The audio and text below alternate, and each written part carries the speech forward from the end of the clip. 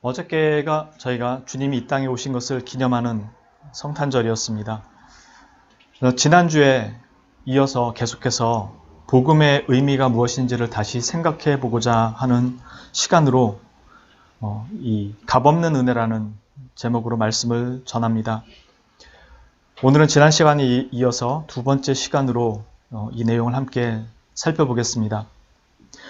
지난 시간 우리는 메로우 논쟁이라는 것에 대해서 잠깐 언급하면서 시작을 했었죠.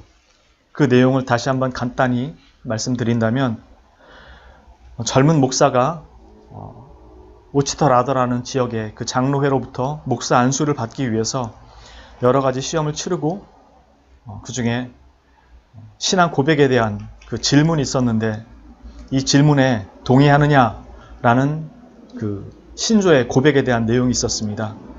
그 내용이 뭐였냐면, 나는 우리가 그리스도께로 나아오고 하나님과 언약을 맺기 위해 죄를 버려야 한다고 가르치는 것이 건전하거나 정통하지 않다고 믿는다 라는 것에 너는 동의하느냐라는 질문이었습니다. 그리고 이 젊은 목사는 뭔가 표현이 이상하다고 생각했지만 거기에 동의를 했었고, 나중에 시간이 지나고 나서 뭔가 잘못된 것 같다라는 생각에 이 장로회에 자신의 입장을, 신학적 입장을 밝힐 기회를 달라고 요청을 했고, 장로회는 받아들여서 목사 안수를 허락했던 그 다음 달 자신의 입장을 밝힙니다. 그리고 한 달 뒤에 이 오치터 라더 장로회에서는 이 목사에 대해서 설교권을 박탈시켜버립니다. 이 젊은 목사는 총회에 이것을 항소했고, 총회에서 이 문제를 가지고 논의를 한 끝에 최종적으로 결정을 내리기를, 이 오치터 라더 장로회에 이 젊은 목사 후보생이었던 윌리엄 크레이그의 안수직을 복권시켜라. 그리고 이 신조는 폐지시켜라 라고 명령을 내리게 됩니다. 그게 우리가 살펴보았던 메로우 논쟁의 중요한 이슈를 가지고 있는 부분이었습니다.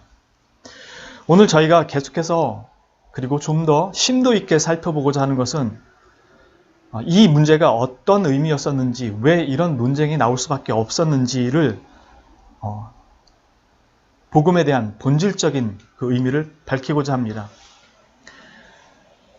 역사 속에서 있었던 일을 단순히 살펴보고자 하는 것이 아니고, 왜 이런 논쟁이 목사들 안수받는데 나올 수밖에 없었는가 라는 문제가 우리의 신앙과 직결되기 때문에 그렇습니다. 오늘 저희가 읽은 이 말씀, 이제는 율법 외에 하나님의 한 의가 나타났고, 그 의로 말미암아 우리가 믿음으로 구원을 받을 수 있게 되었다라는 내용을 다루고 있습니다.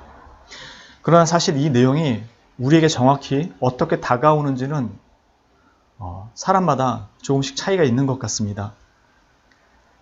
그리고 실제로 이 복음을 완전히 믿음 안에서 자기 것으로 삼는 사람은 매우 드물다고 보입니다. 지금 여기에 율법 외라는 이 율법 외에 하나님의 한 의가 나타났다는 이 바울의 말은, 율법이 쓸모없거나 율법이 아무것도 아니다거나 그런 율법은 필요 없는 것이라는 그런 의미로 얘기하는 것이 아니고, 율법은 선하고 거룩하고 의로운 것이라고 얘기하고 있는 것입니다. 이미 다른 서신서뿐만 아니라 오늘 보고 있는 이 로마서 7장에도 사도 바울은 분명히 말하기를 율법은 선한 것이라고 이야기합니다. 율법 자체가 나쁘거나 잘못된 것이 아니라고 얘기합니다. 바로 몇 장 뒤에 넘어가면 7장에 그런 내용이 나오는데요. 7장 14절부터 보면, 우리가 율법은 신령한 줄 알거니와 나는 육신에 속하여 죄 아래에 팔렸도다. 내가 행하는 것을 내가 알지 못하노니 곧 내가 원하는 것은 행하지 아니하고 도리어 미워하는 것을 행함이라.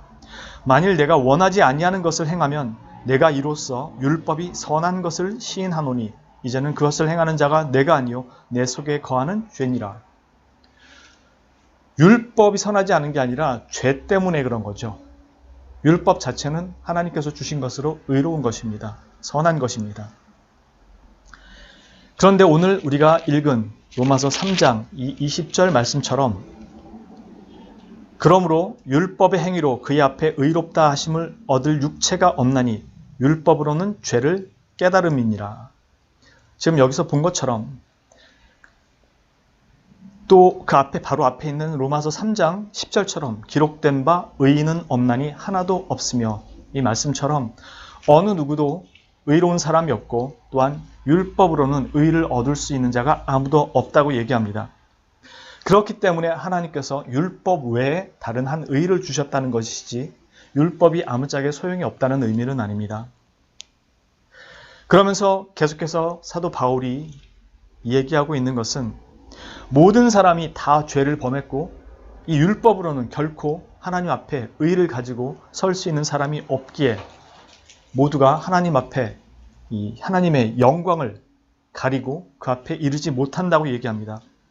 그러면서 율법 외에 한 의가 나타났는데 그리스도 예수 안에 있는 속량으로 말미암아 하나님의 은혜로 값없이 은혜를 얻은 자, 값없이 의롭다함을 얻은 자가 되었다고 얘기합니다. 값없이 은혜를 얻었다라는 것이 어떠한 의미인가? 오늘 저희가 살펴보려고 하는 내용이 바로 그것입니다. 잠깐 계속해서 25절 이하 볼게요. 이 예수를 하나님이 그의 피로써 믿음으로 말미암는 화목제물로 세우셨으니 이는 하나님께서 길이 참으시는 중에 전에 지은 죄를 간과하심으로 자기의 의로우심을 나타내려 하심이니 곧 이때 자기의 의로우심을 나타내사 자기도 의로우시며 또한 예수 믿는 자를 의롭다 하려 하심이라. 그런즉 자랑할 때가 어디 있느냐? 있을 수가 없느니라. 무슨 법으로냐? 행위로더냐? 아니라 오직 믿음의 법으로니라. 그러므로 사람이 의롭다 하심을 얻는 것은 율법의 행위에 있지 않고 믿음으로 되는 줄 우리가 인정하노라.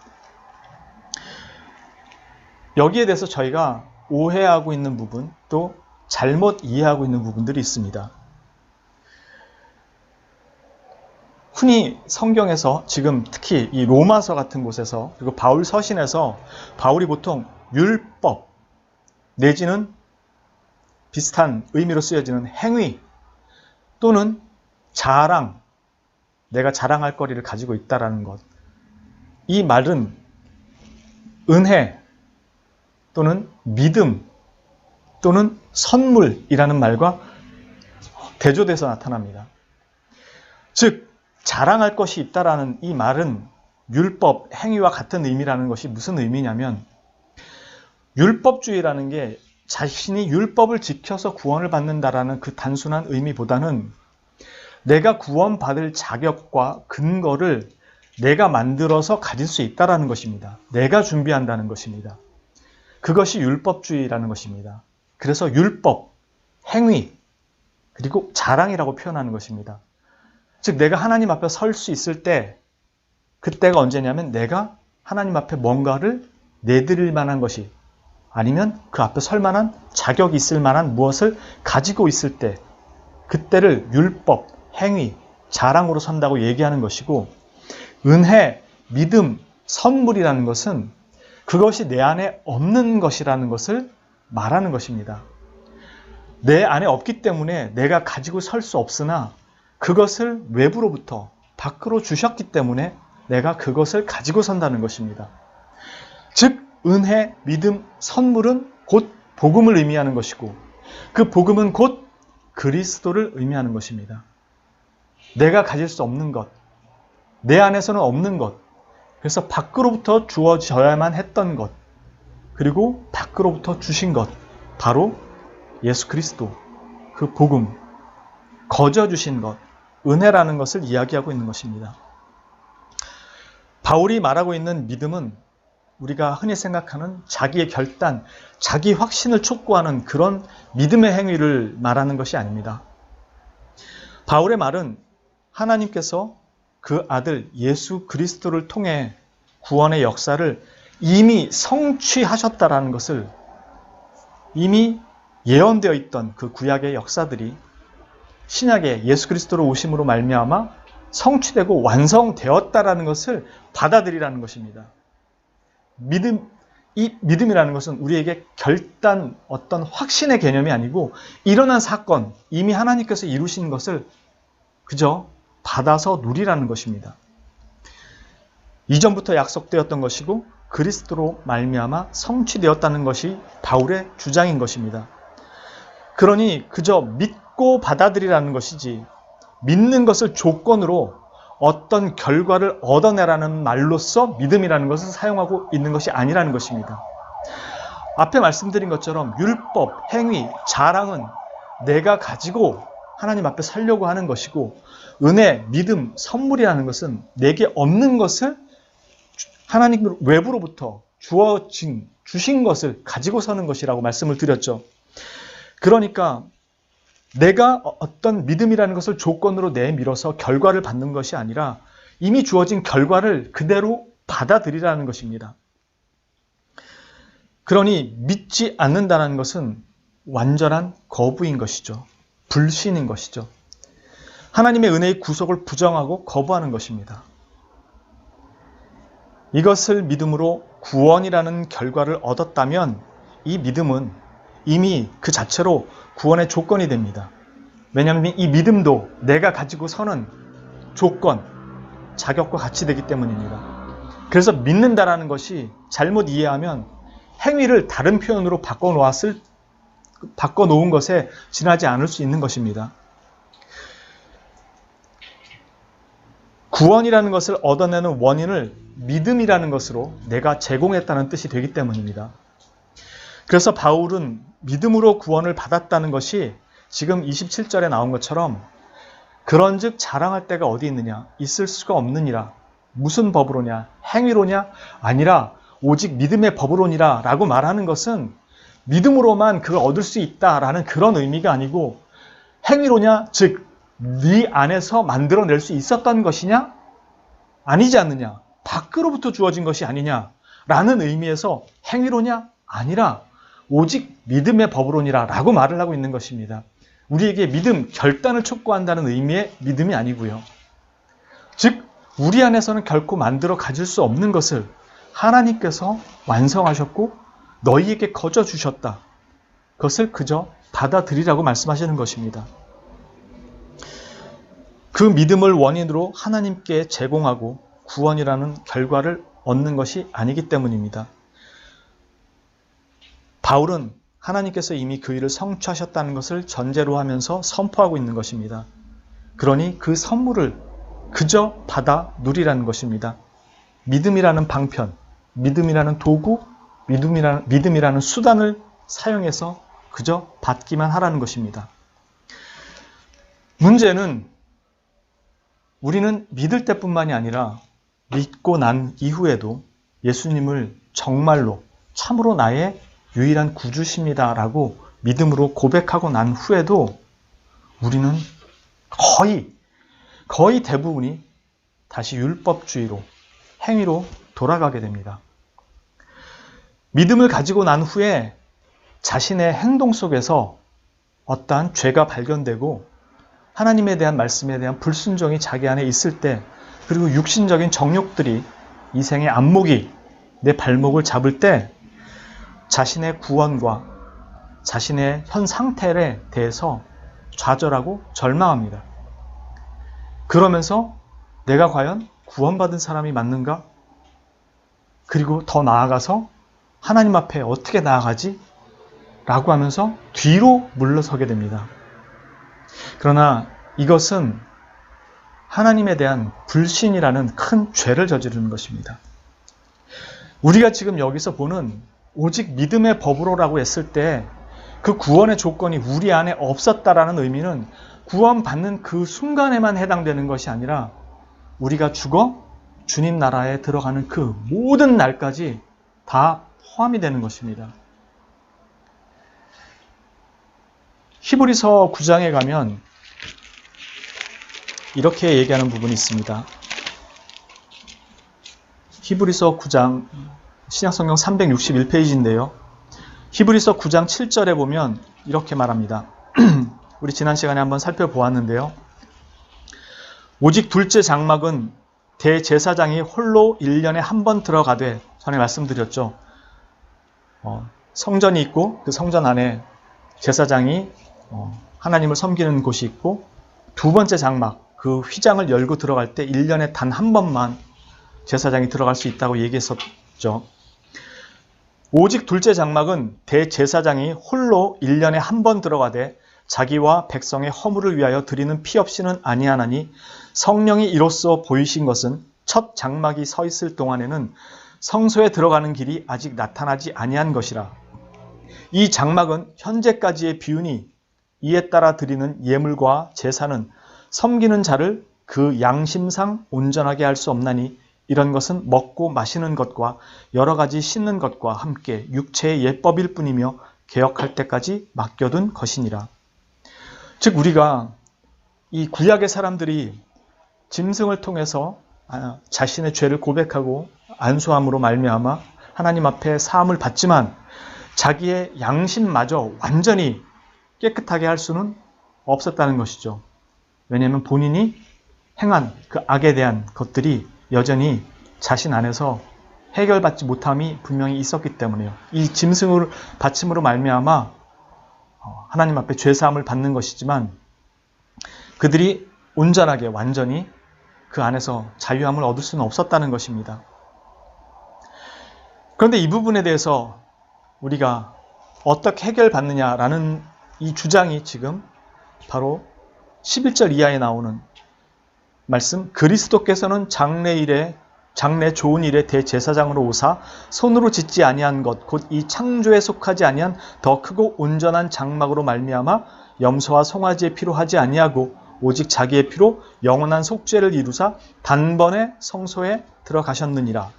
염소와 황소의 피와 및 암송아지의 죄를 부정한 자에게 뿌려 그 육체를 정결하게 하여 거룩하게 하거든, 하물며 영원하신 성령으로 말미암아 흠없는 자기를 하나님께 드린 그리스도의 피가 어찌 너희 양심을 죽은 행실에서 깨끗하게 하고 살아계신 하나님을 섬기게 하지 못하겠느냐. 이로 말미암아 그는 새 언약의 중보자시니, 이는 첫 언약 때에 범한 죄에서 속량하려고 죽으사 부르심을 입은 자로 하여금 영원한 기업의 약속을 얻게 하려 하심이라. 이 예수 그리스도로 말미암아 그의 피뿌림으로 말미암아 얻게 되는 속량은 이 양심마저도 온전케 한다는 것입니다. 믿음이란, 그리고 죄사함이란, 그리고 복음이란, 그리고 그리스도의 오심이란 우리에게 이것을 주신 것입니다. 그런데 우리는 자꾸 옛길로 우리도 모르게 하나님 앞에 설 때 무언가를 들고 서야만 할 것으로 생각을 합니다. 예수님을 믿고 난 이후에 이제 내가 변하고 거룩해지고 완전히 새 사람이 되어서 하나님 보시기에 떳떳할 만한 그 무엇을 들고 있어야만 나아갈 수 있을 거라고 생각하고, 죄를 지었을 땐 형식상 회개하거나 뒤로 주춤 물러서서 회개를 하게 됩니다. 심지어 그 입이 잘 떨어지지 않거나 눈물이 나오지 않는 회개를 할 때 자꾸 위축이 됩니다. 앞으로 조금 넘어가서 갈라디아서 말씀 볼게요. 308페이지입니다. 우리는 언젠가 이 부분들을 다 하나하나 세세적으로 살펴보는 날이 있을 것입니다. 오늘은 큰 맥락에서만 보겠습니다. 갈라디아서 5장입니다. 308페이지입니다. 제가 봉독하겠습니다. 그리스도께서 우리를 자유롭게 하려고 자유를 주셨으니 그러므로 굳건하게 서서 다시는 종의 멍에를 매지 말라. 보라, 나 바울은 너희에게 말하노니 너희가 만일 할례를 받으면, 여기서 할례는 율법을 말합니다. 그리스도께서 너희에게 아무 유익이 없으리라. 내가 할례를 받는 각 사람에게 다시 증언하노니 그는 율법 전체를 행할 의무를 가진 자라. 율법 안에서 의롭다함을 얻으려 하는 너희는 그리스도에게서 끊어지고 은혜에서 떨어진 자로다. 우리가 성령으로 믿음을 따라 의의 소망을 기다리노니 그리스도 예수 안에서는 할례나 무할례나 효력이 없으되 사랑으로서 역사하는 믿음뿐이니라. 너희가 다름질을 잘 하더니 누가 너희를 막아 진리를 순종하지 못하게 하더냐. 그 권면은 너희를 부르신 이에게서 난 것이 아니니라. 적은 누룩이 온 덩이에 퍼지느니라. 지금 여기 본 것처럼 우리가 주님 앞에 회개하러 나왔다가 자신의 행위가 예수님을 믿고 심지어 1년, 2년이 아니라 30년, 40년 장로, 권사가 됐는데도 자신의 행위가 조금 더 거룩해지지 않은 것 같아서 주눅이 들고 위축이 들고 죄송해서 하나님 앞에 설 때 뒤로 물러서는 경우가 있습니다. 자신이 감히 하나님 앞에 어떻게 그리고 기도도 막히는 경우가 있습니다. 그것은 여러분이 거룩한 게 아닙니다. 사단의 미혹이고 여러분이 하나님을 불신하는 겁니다. 예수 그리스도의 이 복음은 우리를 이 정죄로부터 완전히 해방시키셨고 우리가 항상 그런 부끄러운 모습 가운데서도 나와서 내게 언제든지 기도하고 구하라 하신 것입니다. 아무것도 들고 나올 필요 없이 믿음으로 나오라고 하신 것입니다. 내가 너희에게 요구했던 것은 거룩해야지만 내 앞에 나올 수 있는 것이 아니었다는 것입니다. 오치터 라더 신조에서 나왔던 내용이 표현은 다소 거칠었을지 몰라도 그것이 얘기하고자 했던 것은 그것이었습니다. 하나님 앞에 언약을 맺기 위해서 나오는 자가 죄를 버려야 한다는 것은 바른 선포가 아니라는 것입니다. 오직 믿음으로 죄인된 그가 오직 다 너희를 위해서 용서하시고 이루셨다라는 그 선포를 그냥 받아들이고 나오라는 것입니다. 네가 죄를 버리고 회개하고 깨끗해져 있는 상태에서 나오라는 것이 아닙니다. 믿고 난 다음도 똑같은 것입니다. 믿었는데 내가 왜 이러지가 정상입니다. 왜냐하면 예전에는 안 보이던 죄마저도 지금은 다 보이고 내가 하나님 앞에 하나님의 사람답지 살지 못한다는 게 너무나도 분명하게 깨달아지고 알아지기 때문에 나는 하나님 앞에서 결코 의롭거나 경건해질 수 없습니다. 그 율법을 따라서는 결코 그렇게 할 수가 없습니다.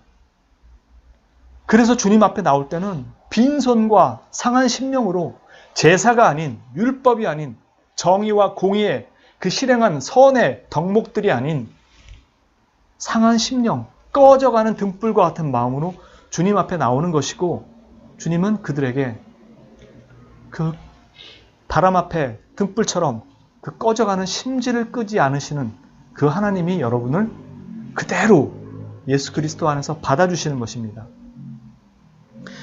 신앙의 행위의 결과물이 자신의 기대와 다르다고 해서 하나님의 기대에도 여러분들이 어긋났다고 생각하지 마십시오. 하나님은 여러분을 그리스도의 의로 옷 입히시고 보시는 것입니다.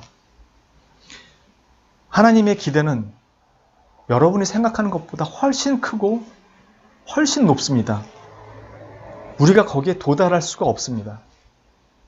그럼에도 우리가 내침을 당하거나 버려짐을 당하지 않는 것은 예수 그리스도의 의로 우리를 옷 입히시고 바라보시기 때문입니다.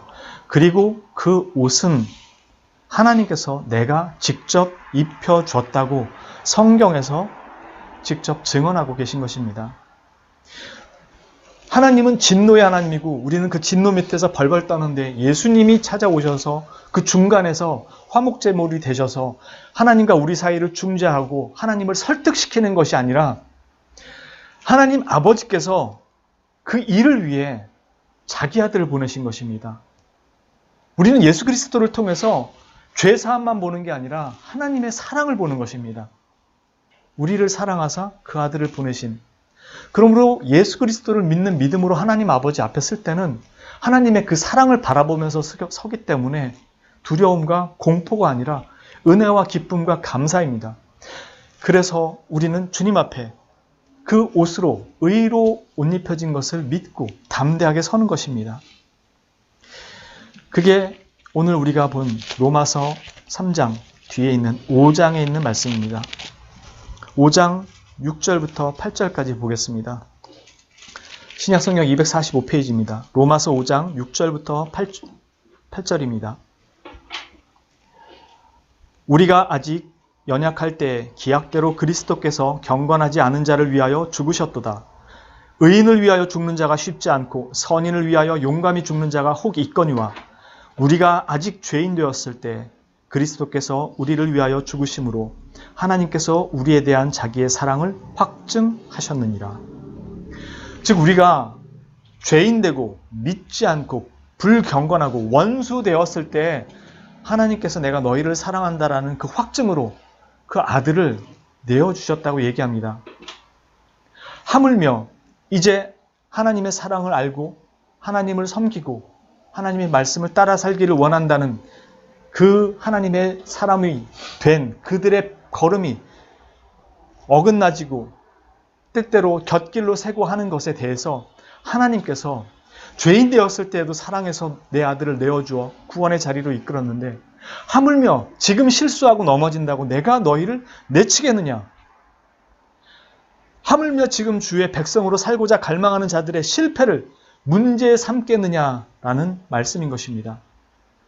오히려 더욱 더 큰 은혜를 베풀지 않겠느냐가 바울의 역설적인 논쟁인 것입니다. 그걸 어떻게 할 수 있냐고요? 우리가 참 소망을 가진다는 것, 믿음의 소망을 가진다는 것을 어떻게 확신할 수 있냐고요? 그 바로 앞에 있습니다. 5장 1절에. 그러므로 우리가 믿음으로 의롭다 하심을 받았으니 우리 주 예수 그리스도로 말미암아 하나님과 화평을 누리자. 또한 그로 말미암아 우리가 믿음으로 서 있는 이 은혜에 들어감을 얻었으며 하나님의 영광을 바라보고 즐거워하느니라. 다만 이뿐 아니라 우리가 환난 중에도 즐거워하나니 이는 환난은 인내를, 인내는 연단을, 연단은 소망을 이루는 줄 알미로다. 우리는 이 과정에서 매번 넘어집니다. 환난 속에서 넘어지고 인내하지 못해 넘어지고 연단 속에서 시험에 들고 항상 넘어집니다. 그런데 여긴 뭐라고 말하냐면 환난은 인내를, 인내는 연단을, 연단은 소망을 이루는 줄 알미라. 소망이 우리를 부끄럽게 하지 아니함은 만약에 내 안에 자격을 찾으려고 했다면 우린 인내 가운데 넘어졌고 환난 가운데 넘어졌고 이 소망은 이미 연단의 시험에 걸려서 하나님 앞에 소망을 품기가 부끄러워야 됩니다. 감히 어떻게 만일 내 안에서 자격을 찾고자 했다면. 그런데 앞에 나온 것처럼 그리스도로 말미암아 하나님과 화평을 누렸기 때문에 소망이 우리를 부끄럽게 하지 아니함은 이 소망이 부끄럽게 여기지 않을 수 있는 것은 우리에게 주신 성령으로 말미암아 하나님의 사랑이 우리 마음에 부음바 됨이니 그게 뭐냐면 바로 우리가 아직 연약할 때의 기약대로 그리스도께서 경건하지 않은 자를 위하여 죽으셨도다. 의인을 위하여 죽는 자가 쉽지 않고 선인을 위하여 용감히 죽는 자가 혹 있거니와 우리가 아직 죄인 되었을 때 그리스도께서 우리를 위하여 죽으심으로 하나님께서 우리에 대한 자기의 사랑을 확증하셨느니라. 이러므로 말미암아 우리가 인내와 환단과 연단 속에서 매번 넘어지더라도 이 소망이 하나님 앞에서 부끄럽지 않을 수 있는 것은 바로 하나님께서 그런 우리를 잘 아시는 하나님께서 그리스도 안에서 그것을 다 이미 성취하셨다라는 것입니다. 그래서 우리는 하나님 앞에 하늘나라, 주님 나라, 구원을 소망할 때 죄 가운데서도 기쁘게, 담대하게 하나님 앞에 그 소망을 이야기할 수 있는 것입니다. 이걸 부끄럽게 여기고 내가 감히 어떻게 라고 생각하고 있다면 우리는 다시 불신의 죄 가운데로 들어가는 것입니다. 이게 우리에게 허락된 하나님의 은혜와 사랑이고 복음이고 바로 그리스도의 오심입니다. 그게 바로 우리가 그리스도의 의로 옷 입혀졌다는 뜻입니다. 이 믿음에서 뒤로 물러서지 말라는 것입니다. 만일 너희가 믿고 난 후로 너희가 스스로 소망의 자격을 획득해보고자 한다면 너희의 행실을 볼 때 너희가 가지고 있는 소망이 얼마나 부끄러지겠느냐 지금 이렇게 바울이 말하고 있는 것이죠. 행실은 그렇지 못하면서 소망은 하나님 나라를 꿈꾸고 있으니까요. 그런데 지금 바울의 논증은 역설적입니다. 너희가 죄인되고 불경건하고 하나님과 원수되었을 때 하나님의 사랑이 그리스도의 죽음을 통해 확증되었다면 지금의 너희에게 베푸실 은혜의 확증은 얼마나 더 확실하겠느냐는 것입니다. 그러니 바울이 우리의 소망이 결코 부끄럽지 아니한 것은 바로 우리가 죄인 되었을 때 그분께서 우리에게 그 아들을 주신 것으로 확증된 것을 통해 확신을 가질 수 있는 것 아니냐고 역설적으로 말하는 것입니다.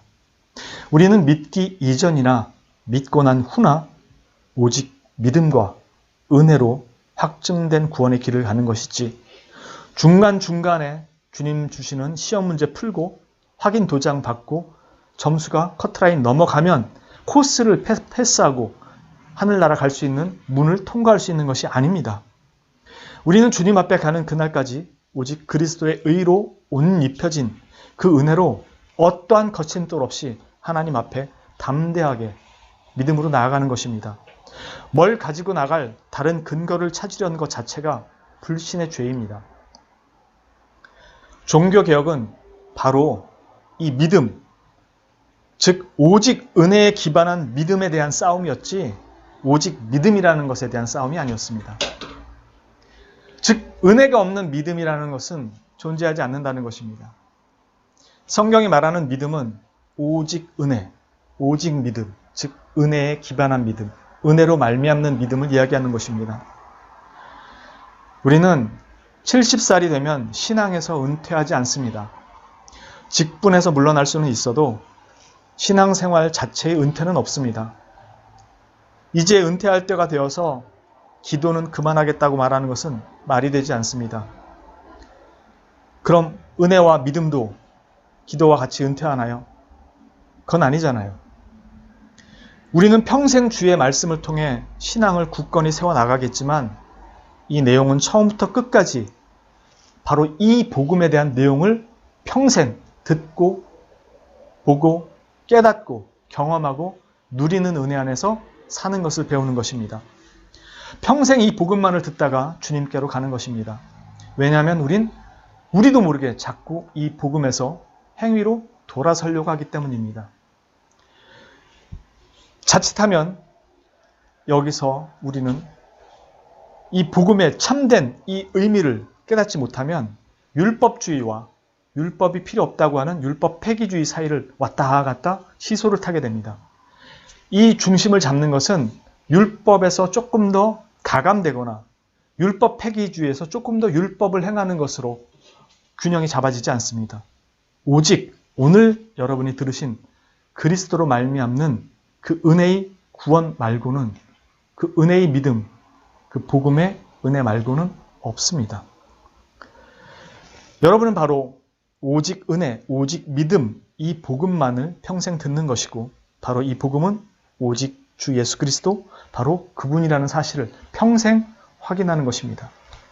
그래서 우리의 신앙은 뭘 해야 되는가의 문제가 아니라 우리의 믿음의 대상에 대해서 얼마나 알고 얼마나 신뢰해 가는가, 그분이 얼마나 위대하시며 얼마나 은혜로우시며 얼마나 사랑과 긍휼과 자비가 풍성하시고 우리의 죄보다도 그 은혜가 얼마나 큰가를, 이 죄인을 사랑하시는 분인가를 매 순간순간 확인하고 경험하며 누리는 삶을 사는 것입니다. 이게 없으면 우리는 자꾸 의문만 가지고 가서 자신의 신앙을 점검하게 됩니다. 어떤 방식으로 점검하냐면 자신의 신앙 행위를 가지고 자꾸 점검하게 됩니다. 그러나 주님은 우리에게 이 문제도 직접 해결해 주셨습니다. 우리는 이 문제를 다음 예배 때 함께 나눌 것입니다. 이 믿음으로서만 끝나는 것이 아니라 하나님 앞에서 살아가는 문제 또한 어떻게 살아갈 것인지에 대한 것들을 주님께서 다 해결해 주셨다라는 것을 또한 함께 나눠볼 것입니다. 그리고 새로운 한 해를 어떻게 주님의 은혜와 사랑 안에서 누리며 살 수 있는지를 확인해 볼 것입니다. 이제는 저와 여러분 자신의 모습과 행위를 통해 죄의식과 죄책감에만 사로잡혀 있지 마시고 주눅들지 마시고 위축되지 마시고 좌절하지 마시고 뒤로 물러서지 마시고 담대하게 이미 주 예수 그리스도의 의로 옷 입혀진 자라는 사실을, 그리고 그것을 하나님께서 직접 입혀주셨다는 것을 믿고 그분 앞에 담대하게 믿음으로 나아가 오늘보다 더 나은 내일을 도전하며 살겠다는 그 도전의 자세와 믿음으로 기쁘게 자신 있게 주님 앞에 서시는 성도님들이 되시기를 주님의 이름으로 진심으로 축원합니다. 기도합니다. 거룩하신 주님,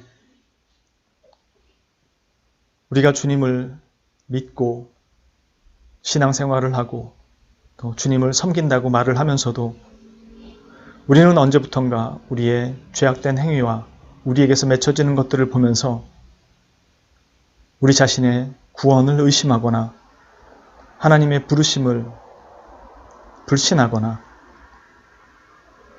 하나님 앞에 설 때의 자신의 모습을 근거로 위축되고 뒤로 물러서며 하나님 앞에 다른 것들로 가지고 서려고 할 때가 많습니다.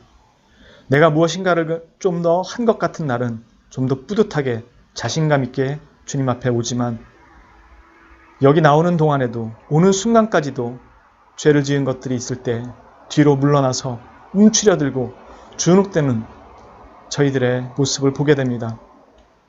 주님, 이 자리는 우리를 영광의 자리로 부르셨고 아들의 자리로 부르셨고 딸의 자리로 부르셨고 하나님의 거룩한 백성이요 자녀되는 자리로 부르시고 약속을 선포하셨고 그것이 주 예수 그리스도 안에서 성취되었고 완성되었음을 우리에게 다시금 깨닫게 하는 은혜의 자리라는 것을 볼 수 있는 눈을 여시고 믿음으로 설 수 있도록 저희를 붙들어 주시옵소서. 오직 하나님의 은혜와 사랑이 우리를 죄악 가운데서 건져내시고 불러내사 참으로 기이한 빛에 들어가 하나님의 거룩한 백성으로 살도록 하신 그 은혜와 복락을 누리게 하신 것을 믿음으로 믿고 주 예수 그리스도의 의로 덧입혀진 온전한 의 가운데 서 있는 자라는 믿음을 가지고 주님 앞에 날마다 그렇게 살아가는 거룩한 백성 될 수 있도록 인도하여 주시옵소서. 이 귀한 말씀을 감사드리옵고 거룩하시며 참으로 우리의 유일한 대속주여 온전한 대속주이시며 완전한 대속주 되시는 그리고 영원한 대속주 되시는 구주 예수 그리스도의 이름으로 감사드리며 기도합니다. 아멘.